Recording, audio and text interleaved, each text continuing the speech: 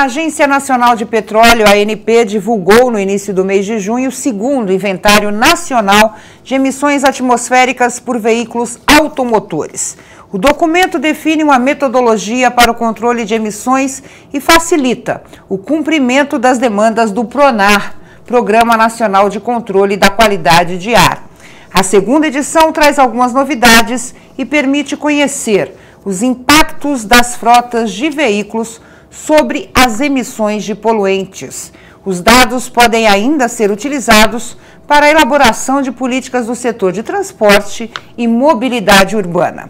Para falar sobre esse trabalho da ANP, a deputada Sara Munhoz, do PCdoB, trouxe à Assembleia Convida de hoje o engenheiro agrônomo Francisco Neves, coordenador geral da Agência Nacional de Petróleo em São Paulo. Não é isso, deputada? É isso sim. Eu quero dizer para todos, muito obrigado por nos receber e hoje, por incrível que pareça, falaremos sobre assuntos divergentes e convergentes ao mesmo tempo. Um é o petróleo e o outro é a questão de saúde. Então, em diversas ocasiões, no decorrer do dia, nós temos contaminantes atmosféricos. E eles, de um jeito ou do outro, penetram nos pulmões dos habitantes da cidade. Por outro lado, também nós sabemos que ambientes fechados servem como estufas para fungos e sistemas de refrigeração, de ácaro, de bactéria, de resíduo tóxico e assim por diante. Bom, nessa situação, no meio urbano, verifica-se que as condições de qualidade do ar mais críticas, graças às emissões de poluentes, são oriundas principalmente da circulação de veículos automotores e da produção industrial. Enfermidades como câncer, enfisema, pneumonia, bronquite, gripe, insuficiência respiratória são uma presença certa em toda a cidade, principalmente naquelas onde a frota é maior. Os efeitos da poluição atmosférica não atingem a todos da mesma forma. Principalmente idosos e crianças sofrem mais com esse problema. As consequências são dramáticas e aí elas se caracterizam por internações e, em último caso, até a morte. Francisco Neves, por favor, nos ajude. O que fazer para que não haja a exacerbação dessas doenças já citadas e de outras pré-existentes em indivíduos vulneráveis, como cardiopata, como aqueles que já têm a doença respiratória, como bronquite, rinite, né? Que ao serem expostas a essa poluição, podem piorar e podem vir a dar internações de longa permanência. Hoje, o que a ANP tem feito para melhorar esses níveis de poluentes no ar nas grandes metrópoles? Olha, os combustíveis, eles são um dos elementos assim de maior poder de poluição das grandes metrópoles. E o são porque as pessoas consomem muito. Tem muitos carros e cada vez mais consomem mais combustíveis. Nós tivemos, deputada, no ano de 2012 para 2013, um crescimento no consumo de combustíveis no Brasil em torno de 5%, o que representa quase 3 vezes o crescimento do Produto Interno Bruto do Brasil, do PIB. É um crescimento muito grande. Isso tem o seu lado positivo, né, que diz respeito à renda da sociedade, que aumentou. As pessoas passaram a ter um rendimento melhor e passaram a comprar mais carros e a consumir mais combustíveis, etc. O desafio nosso como agência reguladora, que nós temos 3 grandes papéis na nossa sociedade. Um diz respeito a autorizar as atividades da indústria de petróleo. Outro diz respeito a regular, estabelecer regras. E o terceiro, fiscalizar. Nós atuamos nesses 3 campos também focado com o desenvolvimento tecnológico.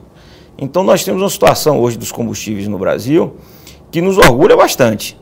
Temos uma matriz veicular bastante diversificada, né? Nós temos o diesel, que diz respeito aos motores dos carros pesados, do ciclo diesel, e temos os outros combustíveis relacionados ao ciclo Otto, que são os veículos leves.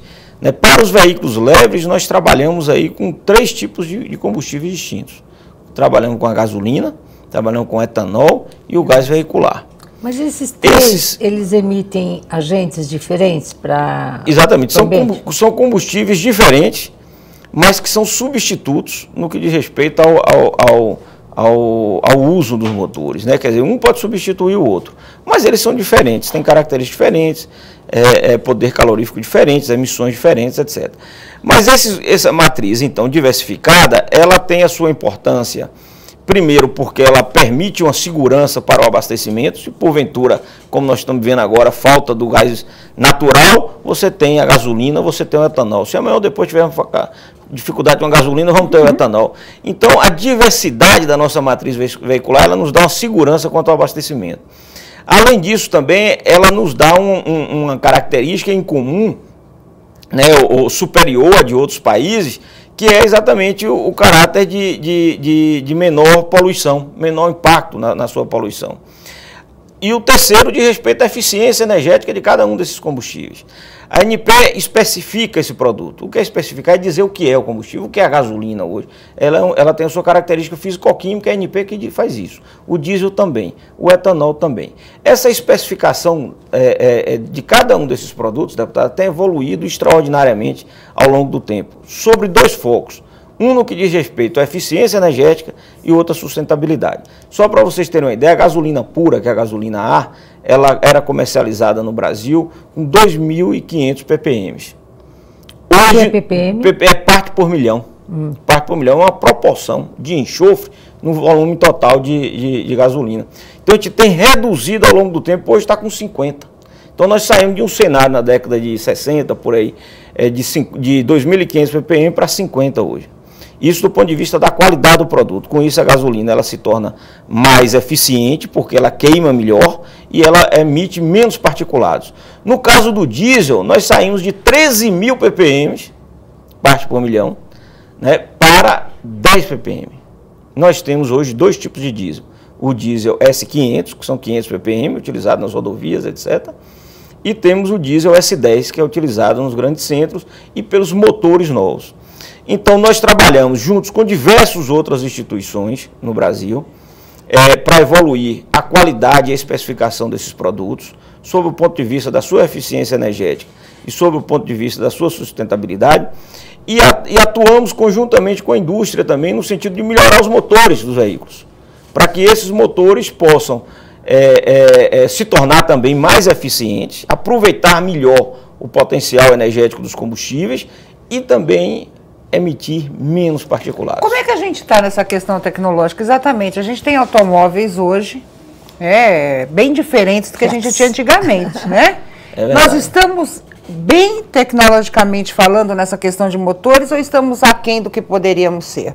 Não, nós estamos bem. No caso dos motores diesel, por exemplo, os motores que são hoje comercializados no Brasil, que é o Euro 5, é o mesmo que é comercializado na Europa. São motores extremamente desenvolvidos, com alta tecnologia, um nível de queima dos produtos bastante significativo, né? No caso do diesel, por exemplo, além do produto ser melhor, todos os gases que saem do processo de queima, ele é misturado com um derivado de ureia, que é o ALA, e permite aí alterações físico-químicas que transformam em água parte desses elementos poluentes. Então a gente tem absorvido do ponto de vista da indústria mundial o que há de melhor. E temos absorvidos e transformados em situações para as particularidades do Brasil também muito melhores, porque outros países não têm as condições que nós temos de ofertar na escala e nos preços que a gente oferta e na abrangência, porque não falta combustível em lugar nenhum desse país. Então nós temos uma universalização plena do abastecimento a preços razoáveis e com qualidade excepcional. Vou lhe dar o exemplo, por exemplo, dos biocombustíveis. Os biocombustíveis, ele é presente em praticamente todos os produtos. Não é comercializado gasolina A no Brasil, é proibido, não tem. Toda gasolina que se comercializa aí, ela tem um percentual de anidro, de álcool anidro, de etanol anidro, que hoje varia de 18% a 25% de acordo com a conveniência do mercado.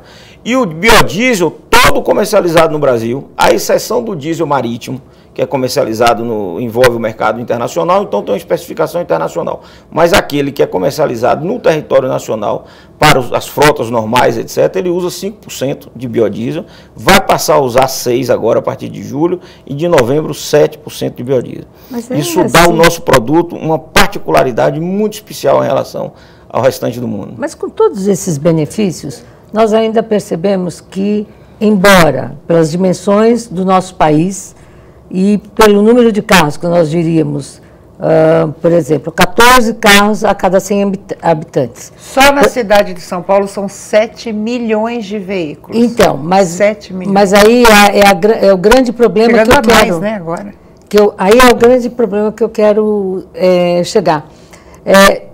O que hoje dá problema em problemas de poluição e, consequentemente, problemas para a saúde das pessoas é a concentração de carros em determinadas metrópoles ou, associado a isso, a um outro problema que é a utilização inadequada do carro? Eu acho que nós temos as duas coisas, né? O Brasil, se você comparar a quantidade de carro por habitante do Brasil com o mundo desenvolvido, com a Europa e com os Estados Unidos, nós temos menos. 14. Nós temos 14. Eles têm muito mais lá. Nós temos o que 14 quer dizer, mas tem uma consciência diferente de uso, né? Pode ser que tenha, pode ser que não. Tem que ver as circunstâncias, né, as sub-regiões, etc. Mas, de qualquer maneira, o problema, na minha leitura, diz respeito não propriamente ao carro em si, né, mas porque o carro é um elemento, por assim dizer, próprio da civilização moderna, né, e as pessoas querem o carro. Como é que você vai fazer? Não tem como restringir a aquisição de um bem de consumo que tem sua utilidade e tem o desejo da população de adquirir. Eu acho que o desafio está posto o seguinte: que carros nós precisamos ter, ou que as pessoas querem ter? As pessoas precisam querer carros mais eficientes, que poluem menos, né, que passam a reter mais no seu sistema de distribuição de gases os elementos, os particulados pesados, etc. Que combustíveis nós precisamos ter? Nós precisamos ter combustíveis cada vez melhores. Esse esforço que eu relatei aqui há pouco, que a agência faz junto com um conjunto de outros atores, outros órgãos públicos, né, como é o caso do IBAMA, da Agência Nacional de Transporte Terrestre, das empresas privadas, da própria indústria automobilística. Então há uma grande articulação. Esse relatório que você acabou de anunciar aí no início do programa, ele reflete essa articulação, faz esse esforço para que a gente consiga enfrentar o problema da poluição, modernizando as nossas frotas, os nossos combustíveis e a forma como a gente lida com ela. Hoje há uma discussão na questão do carro precisa ser usado de uma maneira mais racional. Vocês discutem dessa forma? Se discute sim, o carro elétrico já é até uma realidade do ponto de vista tem até ônibus, né? Experimental. Agora, como todos os combustíveis e como um pouco a particularidade da história brasileira e da cultura brasileira, as nossas saídas são muitas misturas. O carro elétrico, ele funciona também com gasolina, né? E funciona pode funcionar também com etanol. E por aí vai. Então, é o problema das misturas. O sistema hoje eletrônico e as tecnologias modernas permite ao consumidor usar essa variação de fontes de energia para movimentar o carro dele de acordo com a conveniência dele e da compreensão dele em relação ao uso do veículo. Se ele tem uma compreensão positiva de que deve usar o veículo no sentido de que ele deve impactar da menor maneira possível o meio ambiente e usá-lo de uma maneira mais racional possível, ele vai ter um mecanismo de fazer isso, do ponto de vista tecnológico. Eu acho que é esse que é o caminho. Nós não vamos enfrentar o problema da poluição voltando no tempo. Não, para todo mundo, proíbe-se os carros, não é por aí. A gente enfrenta o problema da poluição e isso é a experiência do mundo inteiro. É com mais tecnologia, com mais desenvolvimento, né, e com mais também educação e uma visão adequada de como lidar com esses instrumentos no mundo moderno. A tendência, há pouco eu conversava com a deputada, Sara, de que a tendência é as pessoas terem os carros e usarem menos e passar a valorizar mais o transporte coletivo, desde que naturalmente o transporte coletivo seja disponível, né? Mas esse é o esforço e nos parece que é a tendência no que diz respeito à evolução desse cenário. O carro flex já é uma das políticas públicas desenvolvidas pela ANP visando a melhora dessa condição de agentes poluentes no ar? Pois é, o carro flex é uma revolução, né, do ponto de vista tecnológico, que ocorreu de 2004 para cá, e no centro está o problema da atitude do consumidor, né, porque o carro permite ao consumidor escolher qual é o produto que ele vai usar. Ele pode usar o etanol, ele pode usar a gasolina, ou ainda pode usar o gás natural.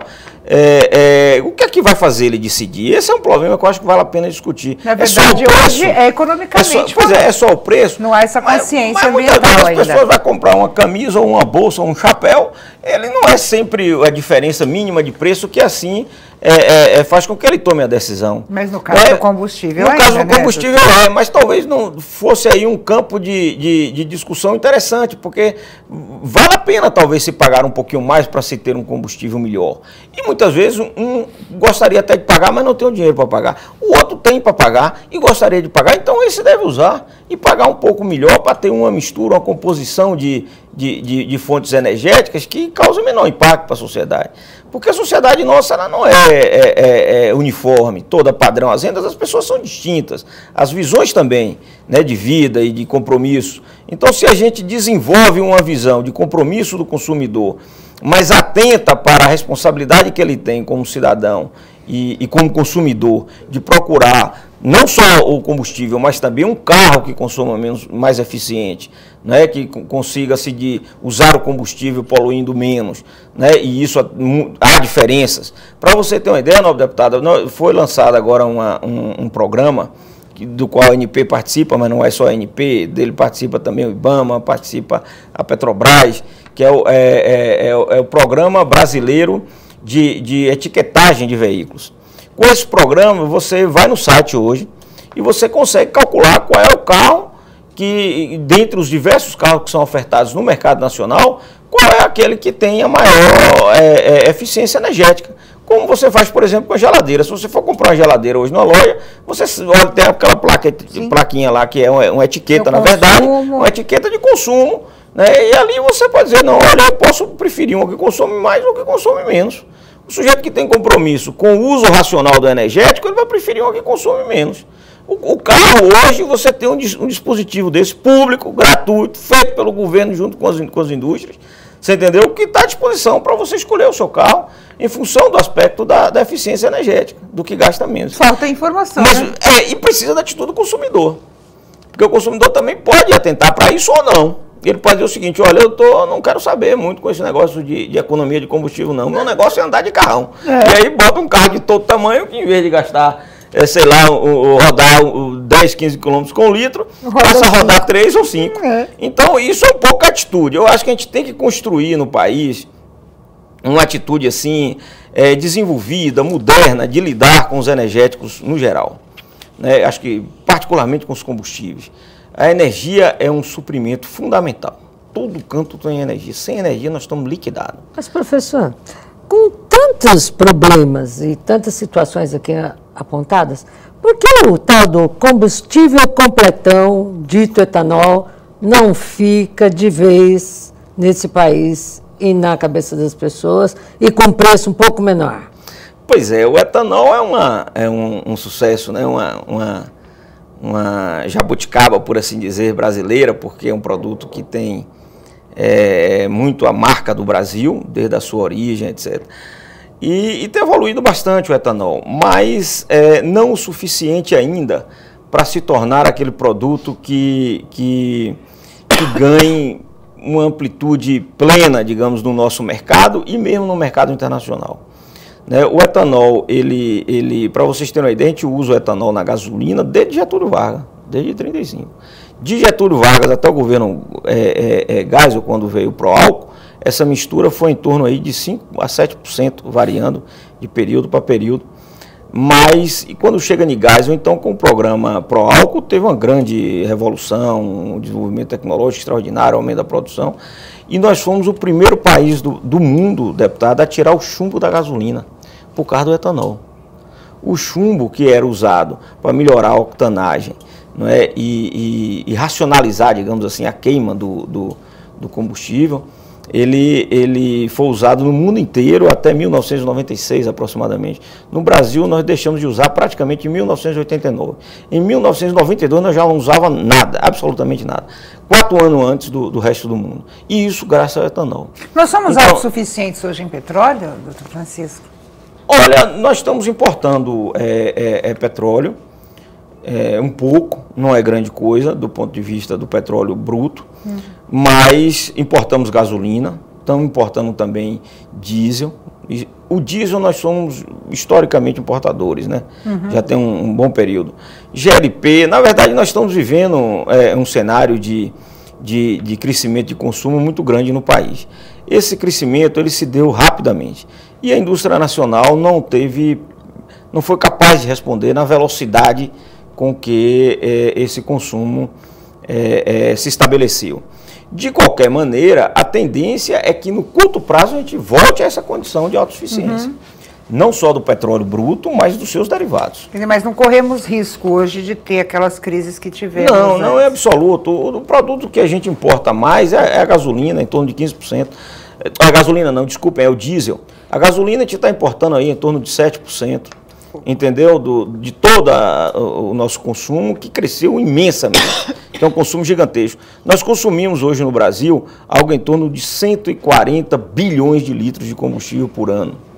É muita coisa. E o gás? E o gás também é um grande energético. Nós, até 2004, o gás e os biocombustíveis, né, à exceção do etanol, que não se tinha o tratamento adequado como biocombustível, né? Mas até 2004 isso não fazia parte assim da nossa matriz energética, de uma maneira formal na lei. Ele entra na lei, né, a partir de 2004 e não só o biodiesel, o etanol, como o gás natural. A própria agência, quando foi criada, era só isso, a Agência Nacional do Petróleo. A partir da entrada desses novos fontes de energia, a gente mudou-se então o nome, a lei foi alterada e passamos a nos chamar de Agência Nacional do Petróleo, Gás Natural e Biocombustíveis. Nós somos importadores também de gás natural, deputada, e apesar de temos aumentado muito a nossa produção, né, mas ainda assim estamos importando muito, mas a perspectiva é que a gente também tenha um volume gigantesco de gás agora a partir de 2020, 2025. Há um aumento do uso de gás por carros particulares? A gente viu um movimento muito taxista, né? Há esse movimento ou ainda existe uma certa resistência de veículos particulares com gás natural? Olha, não há resistência do ponto de vista assim, mais cultural, não. Nós estamos com dificuldade de suprimento propriamente do gás natural para este fim, que é o gás veicular. Porque que é uma outra preocupação na política energética que nós temos que ter, na cadeia onde nós priorizarmos, né? O gás é muito utilizado na indústria. E ele é utilizado na indústria não apenas como energético para queima, mas ele é usado na petroquímica, por exemplo, como insumo industrial, como matéria-prima da indústria. E esse uso do gás como matéria-prima da indústria ele é prioritário. Ele é prioritário. Né? E que, por vezes, em algumas circunstâncias, não tem substituto. É diferente do uso dele na gasolina. Então, nós tivemos um crescimento do uso da frota veicular no Brasil de 2003 até 2007. Chegando aí a mais ou menos 6% da frota nacional, em 2007. De 2007 para cá nós tivemos uma queda. E hoje está em torno de 3,5% de todos os carros que nós temos no Brasil podem usar gás veicular se quiser. A gente vai para o intervalo rapidinho. No próximo bloco, deputada, vamos falar sobre o inventário, né? Eu anunciei, saber o que mudou, como é que é feito esse inventário, em que situações ele é utilizado, quanto tempo demora, como é que a ANP se mobiliza para realizar esse estudo, mas a gente vai falar sobre isso no próximo bloco, não saia daí.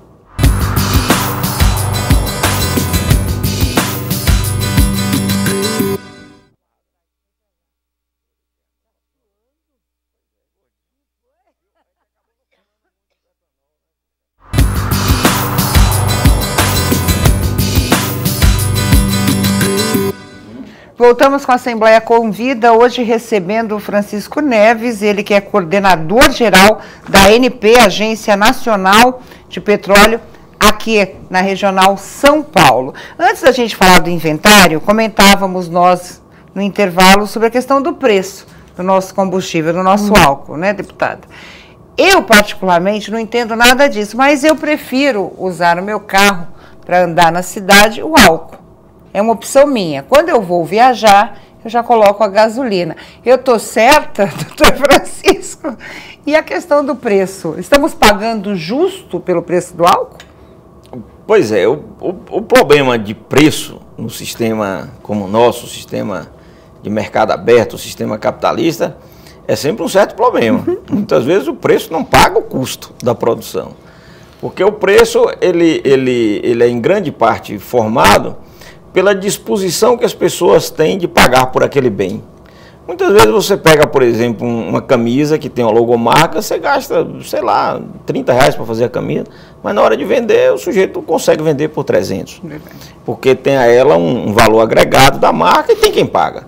O combustível, em regra, ele tem dois, para ele se firmar como alternativa de mercado, ele tem que atender algumas necessidades. Uma delas é o seguinte: precisa ter o produto, não pode faltar. Né? O etanol, a gente sofreu um período grande depois daquele período do pró-álcool, por falta de produto. Né? Isso criou uma desconfiança do consumidor em relação ao etanol e foi superada plenamente com o motor flex. Porque no motor flex, mesmo se faltar, o sujeito não fica com o carro parado. Muita gente ficou com o carro parado. Mas foi um drama para o consumidor brasileiro e para o programa do álcool, aquela dificuldade que nós vivemos de falta de produto. Então ele precisa ter o produto, ter garantia de suprimento do produto. Ele precisa também ter razoabilidade de preço. Né? Ele precisa ser competitivo.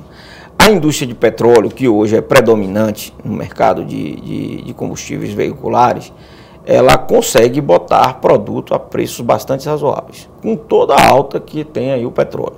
O petróleo está aí em torno de $100 o barril, cada barril são 159 litros, né? E o subproduto desse petróleo, ele sai com preços bastante competitivos se comparados com outras fontes. No caso do etanol no Brasil, nós vivemos um período aí até talvez 2008, 2009, um período assim muito interessante, onde os custos de produção do etanol estavam bastante razoáveis. Né? De lá para cá tivemos uma crise de abastecimento também, tivemos um problema relativamente grave em 2011 de falta de etanol. Isso criou problema inclusive com a gasolina, porque ele é misturado na gasolina como etanol anidro, no percentual que varia hoje de 18% a 25%. E de lá para cá a situação melhorou e hoje nós temos recebido assim muita crítica dos setores sucroalcooleiros de que o preço da gasolina está barato e que por estar barato demais ele está acabando por limitar uma expectativa de alta no preço do etanol e de uma remuneração melhor para o industrial, para o produtor de etanol. Nós olhamos com certa cautela essa crítica, né? Primeiro porque não é muito simples, ao contrário do que se dizem por aí, que o governo é intervencionista, mexe demais no preço. Não é bem assim. O governo é extremamente cauteloso para interferir nas questões de preço, porque sabe que é um elemento muito complicado atuar nisso no mercado, numa sociedade onde o mercado é um mercado aberto, é de livre concorrência. Tanto que dependendo da bandeira você tem preços diferenciados. Exatamente, mas de qualquer maneira, no caso a gasolina, né, ela tem, os combustíveis no geral, tem uma influência muito grande na inflação. O governo tem procurado atuar como acionista da Petrobras no sentido de ter uma variação média dos preços, não de acordo, não automaticamente com a variação média dos preços do petróleo no mercado internacional. Há uma avaliação de que esses preços praticados do barril de petróleo, em torno de $100, $110 o barril, eles são artificiais, eles decorrem de especulação, eles não decorrem da relação de oferta e demanda. Quer dizer, não há falta de petróleo no mundo que justifique o preço do barril a $100, $110, não há falta disso. O que há aí é uma atuação forte dos grandes países produtores e ainda especulação financeira nas bolsas. Então não dava para a economia brasileira viver as oscilações que vivem as bolsas de valores e a cotação do barril nessas bolsas. Então tem se atuado, o governo tem atuado na condição de acionista junto à Petrobras, de se trabalhar os preços médios históricos do barril de petróleo. E com base nesses preços médios históricos, preços internacionais, médicos históricos do barril de petróleo, estabelecer a política de preços para a refinaria aqui no Brasil. entendeu? Quer dizer, uma política interna mesmo. É uma atuação do governo na condição de acionista junto à Petrobras. Né?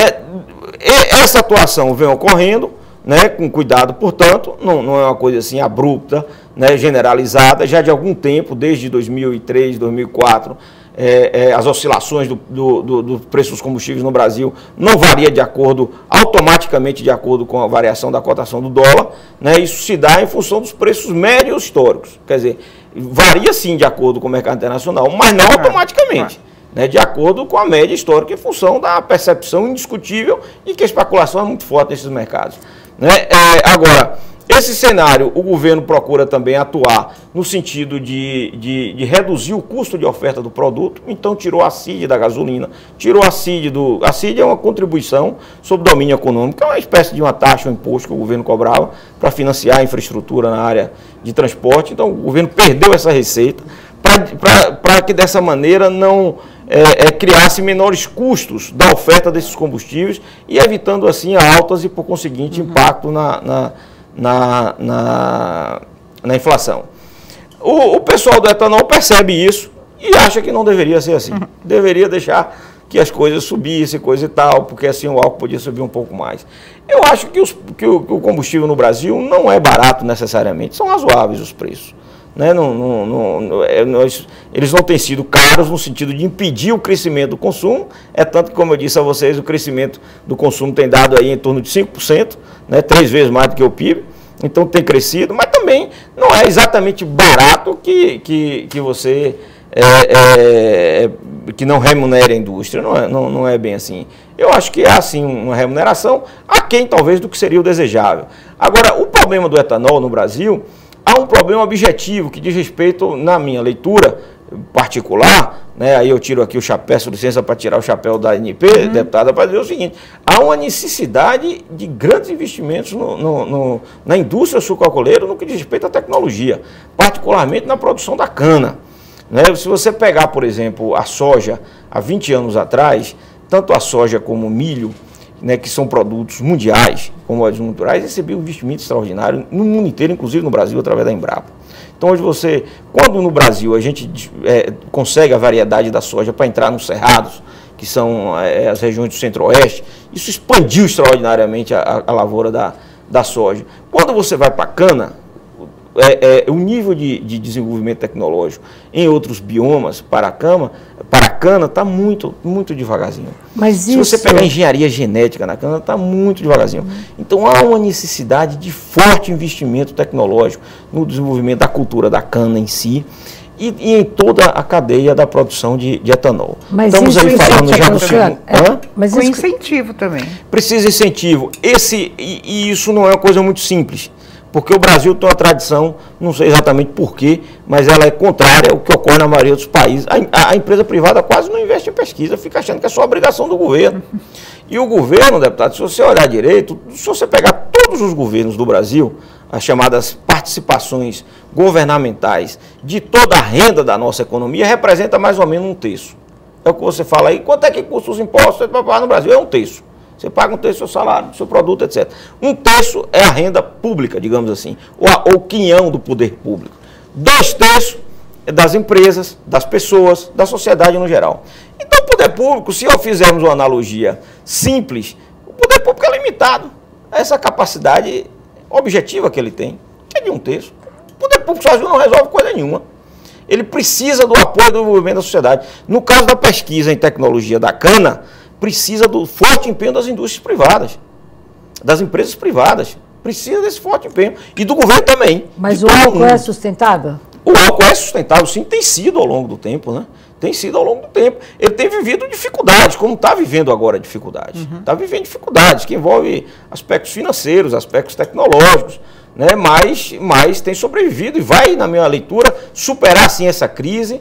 E a nossa expectativa é que, se não no curto prazo, pelo menos no médio prazo, o etanol consiga atingir o sonho de ser mesmo uma grande commodity mundial. Né? Agora, a cana é uma coisa hoje praticamente do Brasil para a produção de etanol. Se for nos Estados Unidos, produz etanol do milho.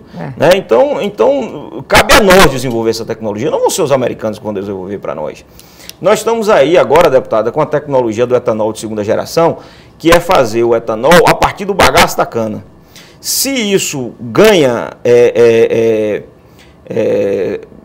conveniência econômica, nós vamos aumentar a produção de etanol no Brasil em 40%.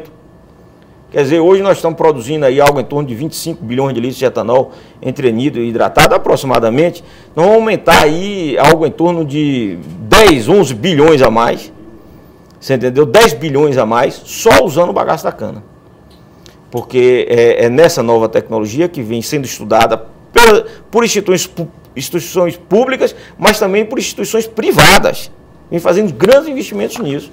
Porque é um bom negócio desenvolver tecnologia. É um bom negócio. É uma obrigação pública, mas é também um bom negócio. Então nós precisamos convergir essas forças, potencializar essas forças, para que a gente consiga, dessa maneira, aumentar a escala de produção, melhorar a rendabilidade da indústria de etanol. Mas sem sombra de dúvida, um produto que está na mente e nos corações brasileiros e também nos carros, de muito. Como o que você faz aí de usar no coisa, você devia usar mais na estrada também. Na estrada, o etanol. Eu prefiro a gasolina na estrada. Mas o segundo relatório, que foi emitido agora em 2013, quais são os resumos? O resumo da ópera desse segundo relatório, o que ele traz de novidade? Olha, esse trabalho que é o relatório das emissões, ele enfrentou dois grandes desafios. Se você chegasse em qualquer universidade, aqui, 4, 5 universidades no Brasil, cada uma tinha uma metodologia para medir a poluição. Então, a universidade tinha uma, a USP tinha uma, a Unicamp tinha outra, ali o pessoal da Uninove tinha outra. Cada qual faz o seu... Isso é uma dor de cabeça do ponto de vista de você padronizar índices, parâmetros. Então, o primeiro desafio foi tentar você reunir todos os atores que envolvessem públicos e mesmo privados, no sentido de unificar uma metodologia. Nós precisamos ter uma metodologia para avaliar a qualidade do ar. E dessa maneira, temos um discurso no sentido de ter credibilidade dos dados que fossem apresentados. Esse esforço foi gigantesco, levou alguns anos trabalhando em cima disso. Alguns anos. E se conseguiu fazer isso. Organizou-se um grupo de trabalho, definiu sua metodologia e passou-se então a estudar os assuntos, né? E nós já estamos agora no segundo ano produzindo resultados objetivos. É anual esse trabalho? O relatório, ele é continuado o tempo todo. Se faz de uma maneira continuada. Agora se publica relatório anualmente, né? Mas com um parâmetro bem estabelecido, bem amadurecido, bem articulado entre as instituições. A partir desses parâmetros, como você mesmo anunciou no início, né, você vai ter aí as ferramentas para se definir políticas públicas de mitigação desses impactos na nossa atmosfera, né? E dessa maneira assegurar melhores condições do ar. Ele é feito regionalmente, doutor Francisco? Ele é feito nacionalmente, mas também considera as particularidades das regiões. E esse relatório, ele traz ao final, há pouco também discutia com a deputada, uma certa visão de que a gente precisa ter muito consumidor como sujeito atento ao assunto. Não apenas na cobrança dos governos ou das empresas privadas, nisso também, mas sobretudo na sua própria atitude, entendeu? De lidar com a questão dos combustíveis, porque isso não vai melhorar por um passe de mágica, né? Isso responde por um conjunto de ações que envolve toda a sociedade. Nesse conjunto de ações que envolve a sociedade, o rodízio realmente dos carros, da frota, 20% parado, realmente é um fator que impacta na emissão? Positivamente, né? Positivamente, diminui realmente a emissão? Não. Diminui, sim. Porque é uma leitura... É antipática. É uma leitura meia pragmática. Então, falando já em ampliar... Se você reduzir 20% da frota, você tem que menos ficar rodando. Essa é a leitura mais superficial que a gente faz. É claro que muita gente diz o seguinte, não, o cara tem outro carro, roda com outro, ele passa a usar mais o mesmo, coisa e tal. Tem uma série de abstrações sobre isso. Mas você tem uma série de políticas restritivas, como essa do rodízio. A inspeção veicular. Se fala, por exemplo, da inspeção veicular. Essa não, da inspeção veicular, eu acho que é por o lado mais do fomento, do estímulo a uma postura de cuidado com a sua máquina, com os motores do seu carro, para que filtros, etc., bico, injetores funcionem adequadamente. Mas no caso, você tem, além do rodízio, você tem a restrição, por exemplo, de uso de caminhões em determinados horários aqui em São Paulo. Se fala em pedágios também para se cobrar dentro da cidade. Um monte de políticas, muito políticas restritivas. Elas existem, têm sua importância, seu valor. Eu, pessoalmente, eu sou mais adepto das políticas pelo outro lado, que estimulam a mudança de comportamento. A educação, né? Uma atitude mais proativa, entendeu? De que a gente faz... Aqui no Brasil, deputada, se cultuou a ideia de que o sujeito só corrige se você criminalizar, se você penalizar. Você mexer no bolso. Eu acho que isso é um certo preconceito contra o nosso povo, não é verdade. Eu acho que as pessoas mudam se forem convencidas de que precisa mudar. Entendeu? Porque isso vai ser melhor para elas. Mas no primeiro momento precisa mexer no bolso. Foi como o cinto de segurança. Todo mundo reclamava. Eu acho porque a multa era muito alta. Mas você acabou se adaptando ao uso. Hoje a primeira coisa é instintivo. Nós temos, eu acho que temos dois caminhos. Nós temos uma rica e gigantescas experiências de atuação nessa área da repressão, da criminalização daquilo que do ponto de vista conceitual, de organização da sociedade, a gente condena. Então nós temos uma rica experiência disso. Nós temos uma lei para proibir tudo. Entendeu? Agora, nós temos pouca coisa. Eu não estou criticando isso. Agora eu estou achando que isso é insuficiente. Nós temos que estimular mais o outro lado, que é o lado mais da postura mais ativa. A nova deputada Sara, ela está rindo porque o deputado é que faz muita lei. Seja os municipais, os estaduais ou os federais. Entendeu? Então, acaba ficando muito essa ideia. Eu acho que a gente tinha que ter, por parte da sociedade, dos governos, das empresas, né, uma postura assim, mais de mudar o comportamento, de ganhar uma modernidade na forma de lidar com essas questões da poluição, com as máquinas, com o nosso consumo, entendeu? E isso a gente precisa de investir forte na educação, nos ambientes de debate, de ideias, como esse programa aqui de vocês. A gente tem pouquinho tempo agora, vamos fazer um bate-bola, né? Eu queria rapidinho. Fazer só uma claro. Para ele. O que o senhor visualiza para o futuro em termos de melhores combustíveis, redução de poluição e qualidade do ar para que eu tenha menos doentes para eu cuidar? Pois é, esse é que é um problema. A gente tem que trabalhar para que as pessoas doem menos. Eu sou otimista, viu? Eu acho que a gente tem um futuro positivo. O Brasil tem evoluído bastante. Eu acho que vai continuar evoluindo por esses caminhos. Que diz respeito a gente ter um avanço tecnológico cada vez maior na área dos motores, de equipamentos, de filtros, para que a gente tenha carros mais eficientes e que poluam menos. Acho que a gente vai continuar evoluindo nos combustíveis, talvez aumentando as misturas dos biocombustíveis, né, seja do biodiesel, seja do etanol, né, e com isso a gente vai ter um produto mais sustentável e também mais eficiente. Transporte coletivo? Acho que o transporte coletivo, nós vamos, depois dessas manifestações que houveram em junho do ano passado, o transporte coletivo virou pauta de qualquer candidato aí nas próximas eleições. E com razão. Por necessidade, né, doutor? Por necessidade. E a necessidade é que movimenta a vida. Eu acho que esses transportes coletivos vão ganhar muita atenção de todos os governantes, dos prefeitos, dos governadores, do presidente da República, dos parlamentares. E nós vamos ter um crescimento extraordinário e uma melhoria muito grande na área de transporte. Porque, na verdade, no médio prazo, né? No médio prazo. Hoje o carro, a gente fala o seguinte, eu falo sempre que eu adoraria chegar à Assembleia por metrô ou ônibus, né? Um ônibus direto para cá. E por que não uma bicicleta, né? Não aguento. Muitas pessoas usam o carro sem vontade de usar. Pois é. Porque você não tem outra alternativa.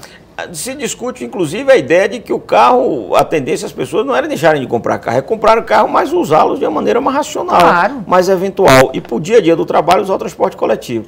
Não há dúvida que nós vamos ampliar muito a nossa malha de metrô, de trens e de todos esses desafios que, por vezes, injustamente são criticados aí na Copa do Mundo, mas isso vai criando um meio de cultura muito interessante do ponto da melhoria da infraestrutura do Brasil. Então, o consumidor... Porque a infraestrutura é de grandes massas, entendeu? E que algumas vêm dando certo. Esse trem, por exemplo, essa linha fechada que fez agora do Taquerão, da Estação da Luz ao Taquerão, funcionou perfeitamente bem. Entendeu? Sem dor de cabeça. Entendeu? E não parava em canto nenhum. É verdade. E ninguém ficou reclamando porque não parou para pegar o passageiro, o torcedor no meio do caminho. Mas funcionou direitinho. Então eu acho, e isso foi a gestão. Isso foi a gestão, foi muito positivo. Eu acho que nós temos um futuro promissor. Eu acho que o consumidor também vai melhorar muito, viu? É isso que eu queria Temos saber. um grande campo aí de muita atenção também na área de educação. Mas a ANP vai investir nesse consumidor? Olha, nós investimos, sim. Nós temos porque não dá mais tempo aqui, mas nós temos um programa bastante interessante na área de formação de mão de obra. Qual é o nome desse programa? Não tem nome ainda? Não, tem. É o PRH, né? Programa de Recursos Humanos que nós temos. Que envolve a formação de mão de obra especializada na área de energia. Então, a gente paga bolsas a estudantes de graduação, pós-graduação, mestrado e doutorado. É um programa muito interessante, numa área muito especializada. Para o consumidor, não se Nós temos isso, temos o nosso site, né, que é o www.np.gov.br, né, que é um site riquíssimo, apesar de não ser muito... A pessoa tem que usar bastante para se habituar a lidar com ele, mas tem uma série de informações e muitas oportunidades ali para todos os consumidores e também os empreendedores desse país. Então o futuro que nos espera é melhor? Não há dúvida disso. A qualidade eu só não posso provar, porque o futuro é Deus pertence. Mas do primeiro para o segundo, segundo inventário, nós melhoramos? Nós estamos mantendo mais ou menos a mesma base, porque aumentou muito o número de consumidores, né? Então melhorou muito. Nós tivemos um pico de crescimento de consumo, de aquisição de veículos e de uso de combustíveis. Eu acho que isso vai estabilizar. Essa curva ela não vai se dar da mesma maneira, não se está dando. Pra você ter uma ideia, o volume de carro comprado em 2013 foi menor do que o de 2012. Foi 2,5% a menos. O que quer dizer que no médio prazo aí nós vamos ter uma estabilização disso. Mas assim, para encerrar, então em termos de biocombustível, os combustíveis no geral, a quantidade de frota, carro e meio ambiente. Existe uma perspectiva de melhora do meio ambiente com a redução de poluentes e eu terei menos doentes? Eu acho que sim. Ai, você terá menos doentes. Louvado seja Deus. Nossa deputada, eu tenho certeza que na sua próxima eleição, que com certeza a senhora será eleita, ela vai estar muito associada a lidar com a saúde no sentido de estar festejando uma saúde cada vez melhor. Ai, Deus, cada vez melhor. Então nós vamos passar a viver mais. Louvado seja mais. Então, com essa boa notícia, a gente encerra a Assembleia Convida. Quero agradecer o professor Francisco Neves, que é coordenador-geral da ANP aqui na Regional São Paulo, e principalmente a deputada Sara Munhoz, do PCdoB, que me deu e nos deu a oportunidade de ter essa aula, né, deputada? Foi uma delícia, né? Obrigada. Muito obrigada mais uma vez. O Assembleia Convida vai ficando por aqui. Um abraço e até mais.